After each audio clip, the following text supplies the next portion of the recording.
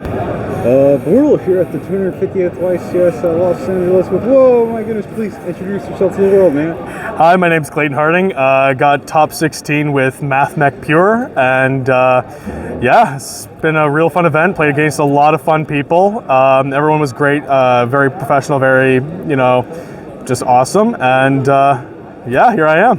What made you decide to play Mathmech for this event, man? I felt like a lot of people weren't prepared for the deck. Everyone was trying to put in cards for specifically Kashtira, Branded, some Runic and stuff like that, but they weren't really looking at Mathmech, so they were taking out Nibirus from their decks. They weren't putting in as much Bell in their decks, so I thought it was a great opportunity for me to kind of take advantage of that and kind of swoop in with a semi-rogue-ish deck.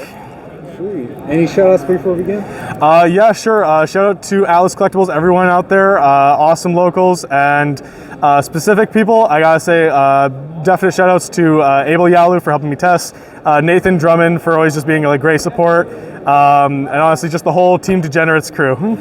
Let's go. Without further ado, please show us the top 16 boom. Yeah, sure, of course. So first you start off with 3 diameter, 3, oh, my bad. I forgot to swap them around. Very good.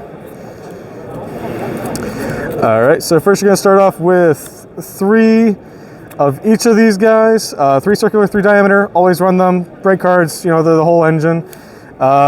2 addition, 2 subtraction, 2 sigma. These are pretty much the basic standard ones for the Mathmech ratios. Always gotta have them. One of the best Mathmech cards, Exceed. Parallel Exceed has been glued to my hand the entire event. It's been an actual savior. A lovely card. Must run 3 of these ones. It's a genuine, easy recovery for everything, if you brick and stuff like that. Then we run the 1 Jizukuru Kaiju because it's a light and it's a bridge for a card that you'll see later on Small World. And it gets rid of Kashtira Rise Heart, so easy way to clear the board, which is this deck's biggest enemy. We can't really get through stuff that like banishes from our graveyard like that, so we have to run outs like these. For the hand trap lineup, I am on 3 Nibiru right now. Nib was pretty okay this format, or for this event. It wasn't the best. I don't think I would side it out just yet, because there definitely did come up in a lot of situations that really limited what my opponents could do. Then we get to the classics. Ash Blossom, sorry, forgive my rarity bumps, or not rarity bumps, but different rarities on my hand traps. Had to get everything last second. We do the double Bell. So Bell, in my mind, was for Branded, which was, in my opinion, our worst matchup, or the one I have the biggest trouble with, and I needed some ways to stop the FTK log, but it also came in handy against Runic matchups.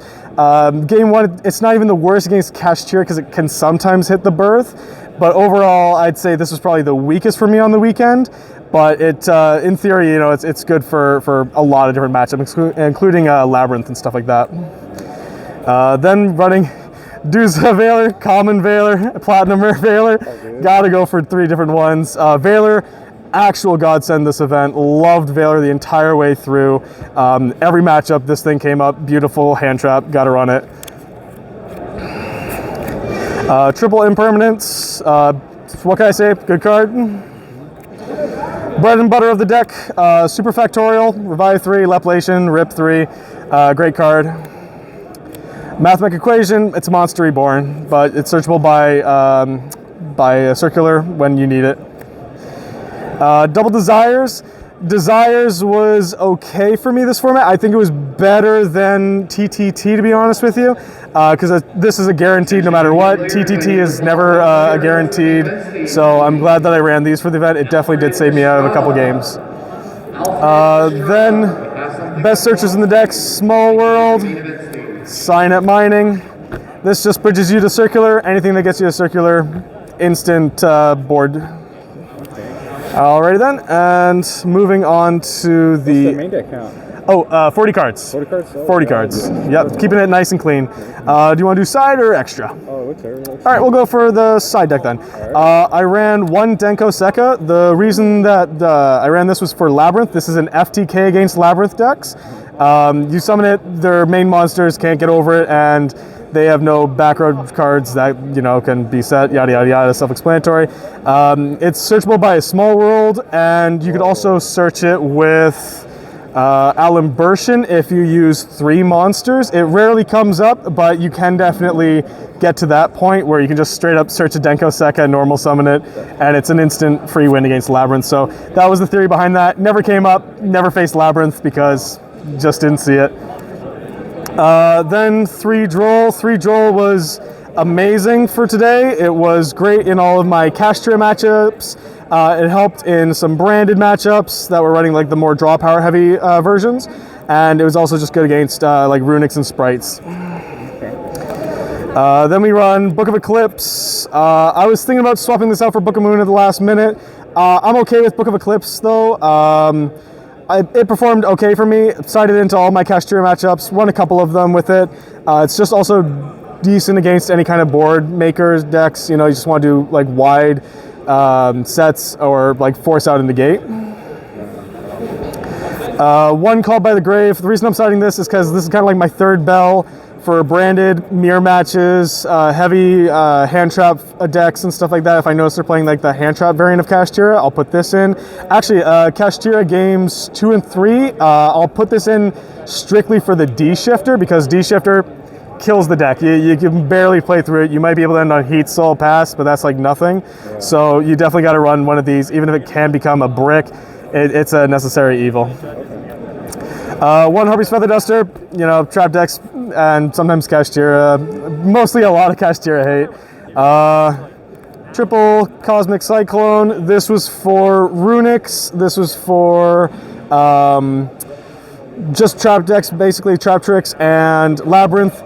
Again, didn't see any Labyrinth, so these were useless. In the future, I might swap these out for Lightning Storms. Now the best side deck card, Anti-Spell Fragrance. Every time I flipped Anti-Spell Fragrance, this thing won me the match, and this thing easily won me 5 matches by itself.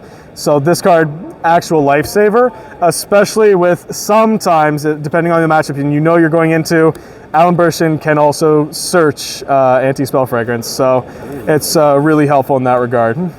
For the extra deck, it's not as organized, so we're just going to go with Alimbertion, and then 3rd Mathmech Xyz, we run 1 Laplation.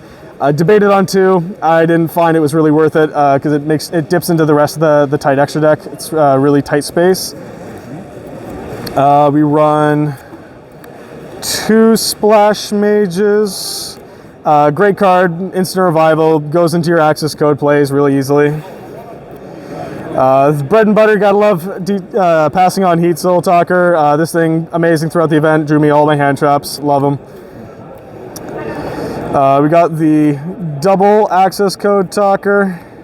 Yep, this is the winner of the deck. You don't run Avermax, you don't run Zeraboros, nothing like that. You just gotta run 2 beefy access code Talkers because Kashtiras will rip it if you just run the 1, so you gotta run 2 of these.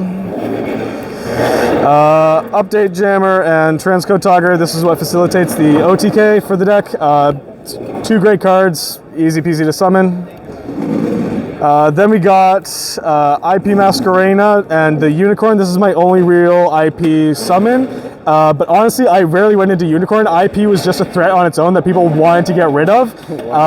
It is a bait. I know that sounds cheesy, but nobody really, even if they don't know what the IP is going to go into, they're always afraid of it. And it's a constant threat that they're like, I got to think of some way to play around it. So they always try and like put themselves in awkward situations just to try and get around this, even though this thing's basically just bait. Almirage, this is your hand trap debricker. Came up a lot today. Love this card. And of course you got Lingeribo and Cyberus Wicked. Wicked just gives you all your follow-up that you need, and Lingeribo, amazing card, just into a generic 1 card Link monster, kind of fill up your resources and stuff like that. Sweet. Hey man, thank you for the explanation, and thank you for being on the channel, and congrats on top 16, man. Thank you so much. If there's one last thing I gotta show off, the nib tokens. I gotta show off these guys. These guys helped me out a lot today. My goodness. On that note, everyone, Bortle out.